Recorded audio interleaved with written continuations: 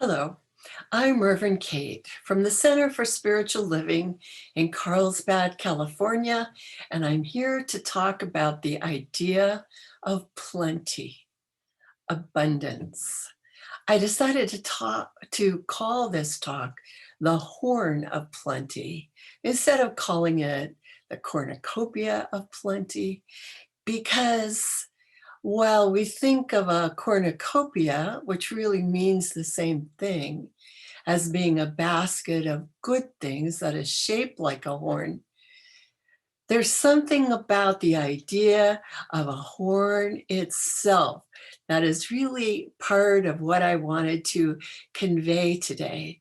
You know, a horn is pointed on one end and very open on the other end. The idea of a horn really has a lot of different possible interpretations. You might think of historically that horns were used as musical instruments. If you love to travel, you might think about sailing around the horn. Or if you're a sports fan, I guess there's a game show for you. In my case, when I think about a horn, I think about a cow's horn or a goat's horn or a big ram's horn. I like to picture it as being a gigantic drawing, maybe, or a basket representing this, overflowing with fruits and vegetables. Or sometimes when I think of a horn, I think of it heralding. Hark the herald angels sing, and the horns, the wonderful horns, welcoming in the parade of the king and the queen and all of their courtiers, someone special, something special coming in. And of course, when I think of horns, I also have in my mind, having grown up on cowboy westerns, the idea of a big herd of longhorns stampeding or running through the West. And that's where I got this idea that I wanted to share a little bit with you, which is about the Horn of Plenty, also putting us a little bit as if we were on the horns of a dilemma, because that's what I mean when I say that the Horn of Plenty has two ends. One end represents the push of evolution. You will go. Life will go. And the other end representing our freedom to choose to live expansively and consciously, to live a life full of choice and to choose good things. And that's the way life is. It's how we perceive and think about life that really matters. To be honest, here at our center, we usually talk about prosperity and acceptance and gratitude in November, the time of Thanksgiving, the time of harvest in the Northern Hemisphere where we live. But there's some things about what we have all been through together with this pandemic that made me feel like today is the day to talk about prosperity and plenty. I think it was that I heard someone talk about just feeling as though the locusts had stolen her life and happiness, and she wanted it back.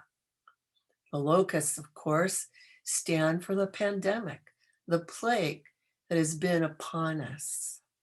And most of us are mourning some kind of a loss, even if it's just for the things we missed out on, or it might be for people that we are missing, for times together that were lost, jobs that were lost. When I was in high school, I read a very odd book by Nathaniel West called The Day of the Locust. And I have to say, the book didn't make a lot of sense to me then.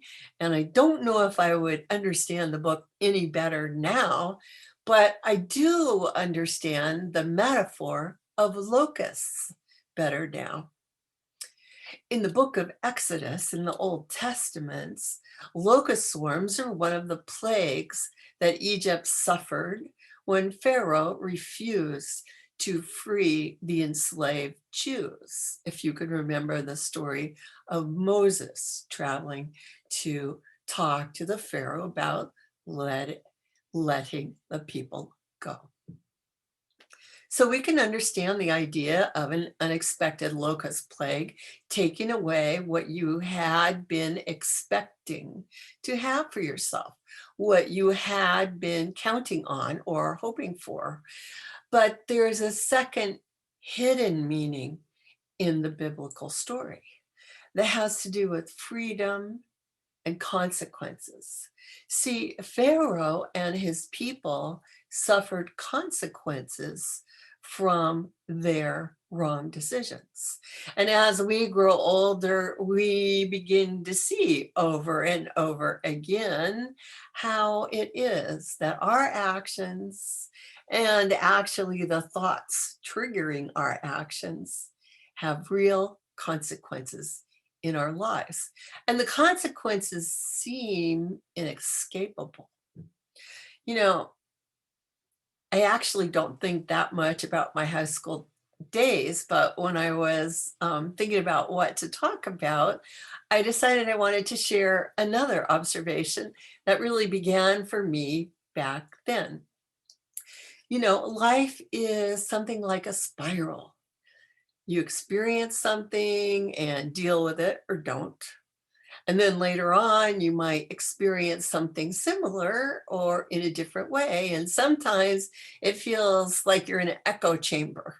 And if we're making progress, then the negative echoes grow fainter and fainter, and the positive echoes grow stronger and stronger. Well, anyway, when I was a young high schooler, my grandfather and my uncle really wanted me to join Job's Daughters. It's the Masonic Club for girls because they were Masons and my father had been president of the DeMolay, the Masonic Club for boys. So they really thought I would enjoy it. And I had a couple of good friends who were already members, so I was very excited to join. And then I found out that I would get a long white gown with purple cords as a uniform, and it was all really fun. Finally, I went to a meeting, and for the first time ever, I heard the biblical story of Job and how he lost everything and how all his children died and how then God gave him new children. And honestly, I was so upset by the story that I never went back again. I never went to another meeting. I couldn't explain it. I just felt like, oh, I don't want to be reborn daughter because this guy's daughters died. Why would God do something like that? I could not understand it. It didn't make sense. And I did find it upsetting. Now, many years later, now that I'm a minister, I'm a little bit more familiar with the Bible, and I understand that the best way to think about the story of Job is to think of it as an allegory, not a history, as a parable. It isn't really about an angry God purposely stealing a man's life away, stealing his family away in a bizarre contest with a devil. You know, there is no such thing as a devil. There's no evil except ignorance and our mistakes. And we know that God isn't anything but goodness and love, providing a life stage in which we humans play out our own dramas as we gradually become less ignorant and more wise. If I had understood that some 50 years ago, I might have stayed in the club. In fact, while this story, which seemed like a despicable story to me, this story actually has some real good ideas that we can learn of because in it, Job struggled. He struggled to understand why it was that bad things happened to him when he was a good person. And don't we all struggle to understand that? We have over 2 million people who have died from this pandemic in the world. And certainly it was not because they were bad people. Not at all. The fact is, we can control a lot, but not everything. We live together, and life is complicated, very complicated, and humanity is very complicated. In the story, Job did nothing bad, yet bad things happen. However, the story shows that he was able to get through it and keep his mental attitude that life or God was ultimately dependable. And that's what we teach. In our teaching, we teach that you can depend upon spirit. And in our teaching, we actually believe and also teach that truly the world now has learned all it should through suffering. There are other ways to learn through parables. In his book, The Science of Mind, our founder, Ernest Holmes, wrote this: "The science of mind and spirit makes a tremendous claim when it states that the individual should be free from the bondage of sickness, poverty, and unhappiness. It does, however, carefully set forth the conditions under which freedom operates and the laws governing life, stating in no uncertain terms that unless a person understands these conditions and obeys these laws of good, he or she will not receive the full benefit from its teachings. The world is beginning to realize that it has learned all it should through suffering and pain." And he says this, and listen: "Surely there can be no intelligence in the universe that wishes a person to be sick, suffer pain, be unhappy, and end in oblivion. Surely, if God or universal intelligence is imbued with goodness, then it could not ordain that a person should ultimately be anything other than a perfect expression of life. Man's nature is the same as God's nature.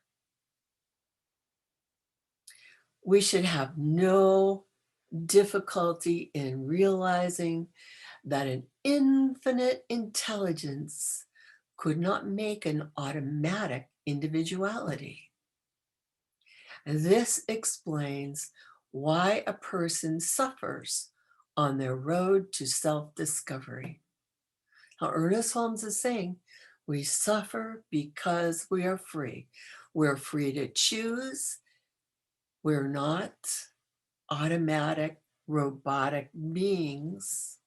We're free, and we're on a path of discovery. So he goes on saying, a person suffering is not God ordained because people create their own experience as they each become individualized. Individualization, individuality means self-choice, volition or decision making, having a conscious mind, being a personified spirit, having complete freedom and a power to back up that freedom. We cannot imagine a mechanical or unspontaneous individuality. To be real and free, individuality must be created in the image of perfection. And individuality must be let alone to make the great discovery for itself.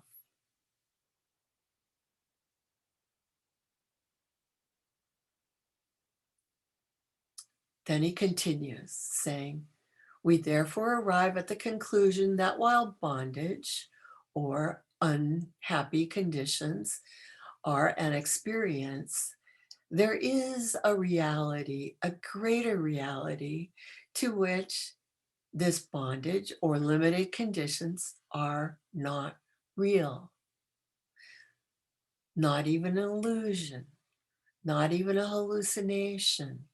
There is a part of us that is never fooled.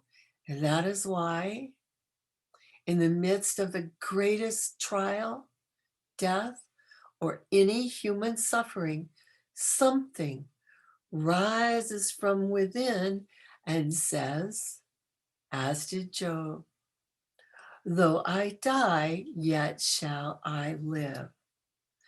And that's the truth about locusts, pandemics, losses.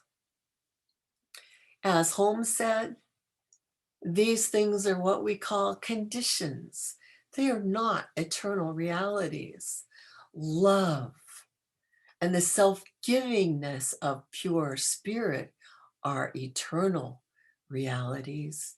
We came from life and we are in life, so we are one with life.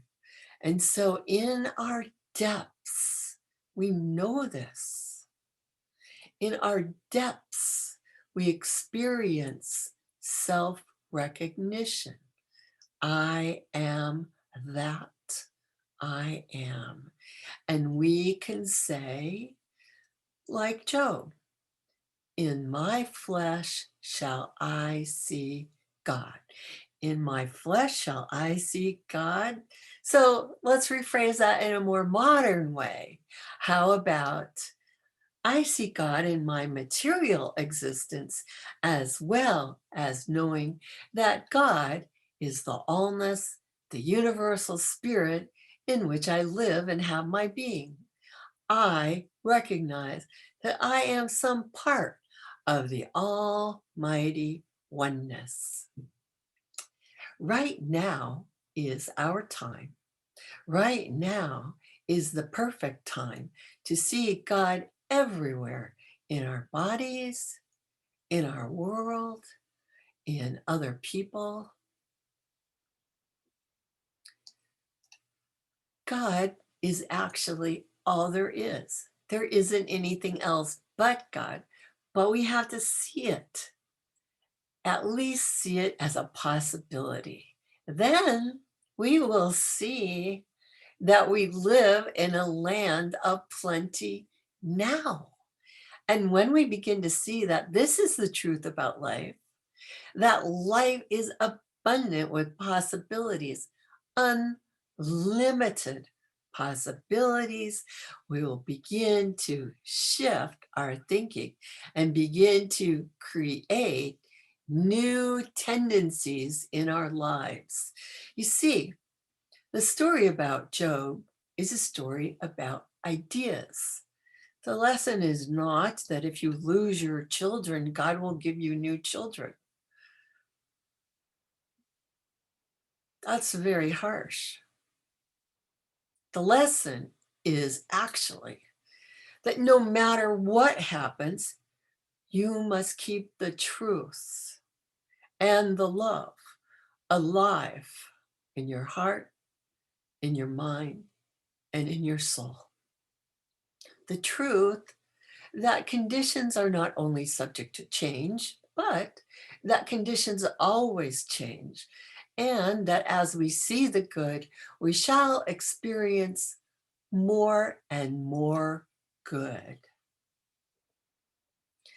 You see, the horn of plenty has two ends. The pointy end represents life pushing us as it will and must, because that is the nature of life. And the open end that represents us seeing and accepting the bounty of life with gratitude, knowing that life is eternal, that we're not just subject to conditions, that we're passing through conditions. You get to choose which end of the horn of plenty you are focused on, the pointy end or the fullness. You control your own thinking. You are in the midst of the great discovery, the discovery that there is good for us and we ought to have it, that there's enough, that we can share it, and that with our positive thoughts, we can actually set new tendencies into motion in our lives and in our shared lives together. Remember, there really is a power for good, greater than you are, and you can use it. So, our theme for this month has been the soul's call. And it's time now to listen to your heart, to your mind, to your soul. You're already on a spiritual journey. Listen to the call of spirit and follow your own unique, individualized path to joy, abundance, wonderful relationships, health, and harmony. Whatever has happened in the past, now is your time. Don't wait.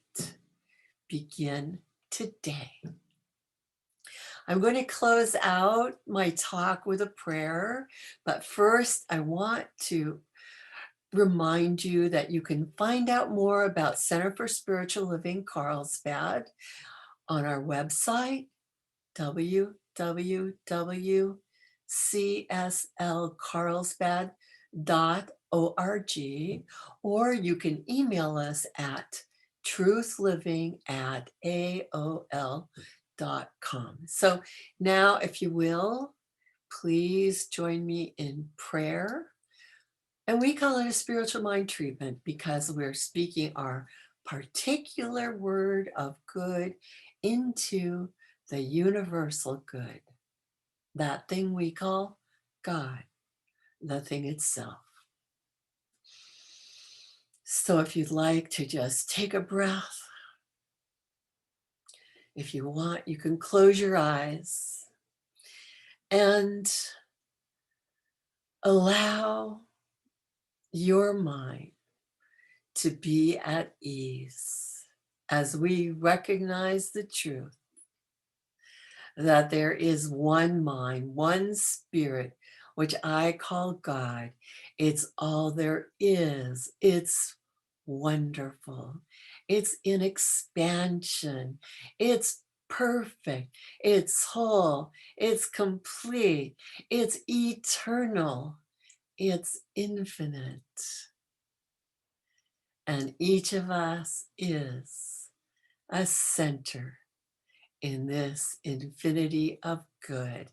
Each of us is a child of the living spirit. Therefore, we too are perfect, whole, and complete. I know this is so, and I understand that each of us has been given the power of choice, the power of consciousness, the power of decision, And so I declare on behalf of each and every person listening that there is good for them, that they are surrounded and supported by good, that they have clarity to understand what their highest and best dreams, hopes, and aspirations look like, that they see clearly what to do, that they know clearly what to think, that they are clear spoken, clear minded, and that their hearts are filled with love. I know that each and every person listening is surrounded by love, and each and every person is experiencing that love unfolding as perfect, abundant health, health that increases with every breath, that each person is experiencing wonderful prosperity, that their good is in balance, in harmony, that riches flow to them and they're able to share, that there is a sense of enough, and that wonderful new ways, new pathways open up now, showing them the steps to take to be able to fully accept and embrace the abundant life which they so richly deserve. Each of us deserves the best. Each of us is essentially the best in manifestation of our essence. I feel, I see, and I claim this essential good to now be in beautiful, easy, graceful manifestation, showering each and every one of us with good, with love, with abundance, with health, with intelligence, with creativity, with everything good that our heart desires. There is a power for good, and you can use it. I can use it. We can use it. It's the truth. I know it is so. I claim it, and I turn this treatment, this prayer treatment over to Spirit, knowing that with faith, with God, all things are possible. All things are done. It is done. I give thanks. And so it is.